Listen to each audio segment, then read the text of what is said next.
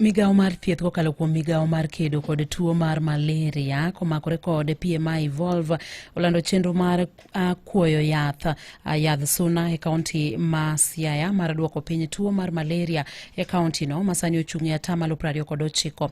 Chenro no biro chakore tarik 2 nyaka tarik 21 mar dwe mar 2 higani kogeto ute maromo 256 e kaunti no mangima. Kowuok e kaunti ma Siaya, George Amolo miwaler mathoth ewi wachni. Kano wuoye kinde romb jokanyo e bwo chenro mar kuoyo yadh suna no ero e boma ma Siaya, ofisa ka riwruok midendo ni PMI Evolve Mikae Zedi Bore nofulo ni kaunti ma Siaya yier koluwore gi landruok mar tuo mar malaria ma pod ochung'e kwan 29% ma en mar 2 e pacho kae mangima tok kaunti ma Busia. Indoor residual spraying is one of the malaria control strategies or interventions that is being rolled out here in Siaya County and Busia County by the Ministry of Health to reduce the malaria burden. So it essentially involves spraying inside of houses where people are sleeping with an insecticide that kills mosquitoes. So at the end of the day, we have the malaria incidences going down. The prevalence of malaria in Siaya County was 29%, the second highest after Busia County, and that is the reason why Siaya has also been earmarked for indoor residual spraying. Ka coordinator mochung'ne weche mag tudruok e riwruok mar PMI no ero Mikae Catherine Onyango to tielo dwaro manitie mondo nywakne lwenj kedo gi tuo mar malaria kowacho ni gigeto ma ok tin ne kwan 85%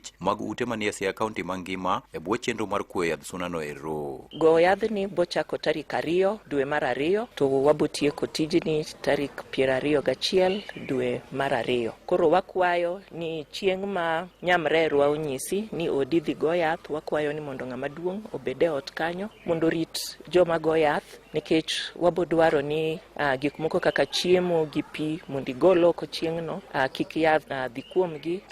What target udi 255,000 e kaunti mar Siaya igani. Korka koreto director mochung'ne weche mag thieth mar oganda e kaunti ma Siaya Kennedy Orwenjo oluwo ni yedhe go puodhi kendo luoro moro amora ok onego bedie ka koro kwayo jotelo mondo bende otem wuoyo gi jopiny mondo mi kik tamre chenro no. Yien midhi tigo gi gin yien ma obedo recommended gi jo WHO. Joma dhi tigi yien go be gin joma osetieg maber kendo gidhi bedo supervised. To ageno ni ka communities oyienwa mwadonje udi mwa spray nikech udi mwa target gin 256 to wabo protect around ji 1,000,000. Koro mano en namba maduong' ma kwayo jo Siaya kendo kwayo ni jite ma yudo opportunity mondo bede forums mondo wuo gi jo Siaya mondo yie mondo wadonje udi go mondo wa spray to wadhi geng'o malaria e county ma Siaya ni. Ne redio Ramogi e county ma Siaya, and George